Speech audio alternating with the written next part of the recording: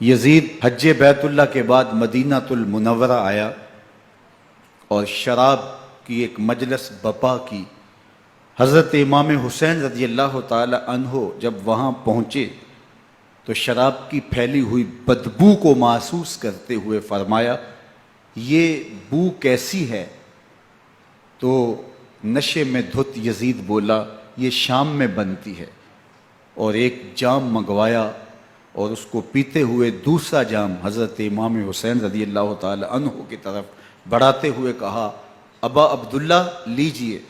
تو حضرت امام حسین رضی اللہ تعالی عنہ نے فرمایا، میں اس کی طرف دیکھتا بھی نہیں ہوں، اور پھر وہ عشقی اشعار پڑھنے لگا۔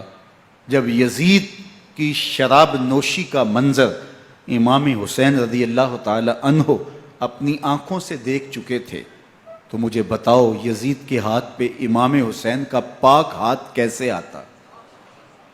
حضرت امام حسین رضی اللہ تعالی عنہ جس ماحول میں پلے تھے، جس ماحول میں پرورش پائی تھی، جس ماحول میں رہے تھے، وہ پاکیزہ اور تقدس مآب ماحول تھا۔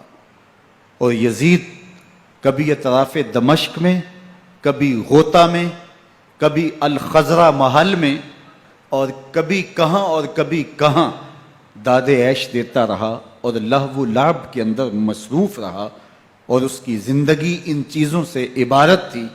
وہ محرمات کو حلال قرار دیتا، شراب نوشی اس کی ہڈیوں میں رچی ہوئی تھی، اور شریعت بیضا کا مذاق اڑایا کرتا۔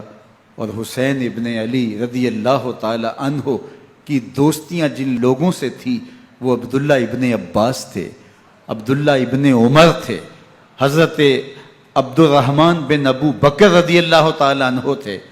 یزید تو جوا کھیلتا رہا، یزید تو قمار بازی کرتا رہا، یزید تو شراب نوشی کرتا رہا، اور حسین ابن علی مسجد نبوی کے ممبر میں حضور کے پہلوؤں میں بیٹھتے رہے۔ اللہ اکبر! حسین کے لیے پیغمبر کے سجدوں کو طول دیا جا رہا ہے۔ حضرت سیدہ فاطمہ الزہرا رضی اللہ تعالی عنہ کے گھر کے قریب سے گزرے تو حضرت امام حسین کے رونے کی آواز آ رہی تھی، تو آقا کریم علیہ السلام نے فرمایا کہ فاطمہ حسین کو چپ کرواؤ، الا تعلمی ان بقاءہ یؤذینی، تو جانتی نہیں حسین کا رونا مجھے دکھ دیتا ہے۔ حسین ابن علی کو حضور رونے نہیں دیتے تھے، ان کو دکھی نہیں ہونے دیتے تھے، کیونکہ رسول اللہ صلی اللہ علیہ وسلم جانتے تھے کہ یہ کتنے دکھ سہے گا، کتنی تکلیفوں سے گزرے گا اور کتنے مصائب سہے گا۔ زمانے نے وہ گھڑیاں بھی دیکھیں کہ حضرت حذیفہ بن یمان رضی اللہ تعالیٰ عنہ فرماتے ہیں کہ میں حضور کی خدمت میں نماز مغرب کی ادائیگی کے لیے حاضر ہوا، اور میں نے یہ اجازت خاص طور پہ اپنی ماں سے اس شرط پہ لی تھی کہ امی آپ مجھے اجازت دیں، میں حضور کی خدمت میں حاضر ہوتا ہوں، مغرب کی نماز بھی ادا کروں گا، اور پھر حضور سے عرض کروں گا حضور میرے لیے اور میری ماں کے لیے بخشش کی دعا کر دیجئے۔ ماں نے اس شرط پہ اجازت دے دی اور میں حضور کی خدمت میں آ گیا، نماز مغرب ادا کی، سلام پھرا، لیکن حضور عبادات میں، ذکر میں، نوافل میں ایسے مشغول ہوئے کہ میں آرزو رکھنے کے باوجود بھی عرض نہ کر سکا۔ خیر نماز عشاء کا وقت ہوا، اذان پکاری گئی، حضور مصلی پہ آئے، نماز پڑھی، سلام پھرا، اور حضور اٹھے اور کاشانہ اقدس کی طرف چل دیے۔ اب میرے دل میں یہ خیال رہ کے آ رہا تھا کہ ماں کو کیا جواب دوں گا، میں تو حضور سے بخشش و مغفرت کی دعا کروا ہی نہیں سکا۔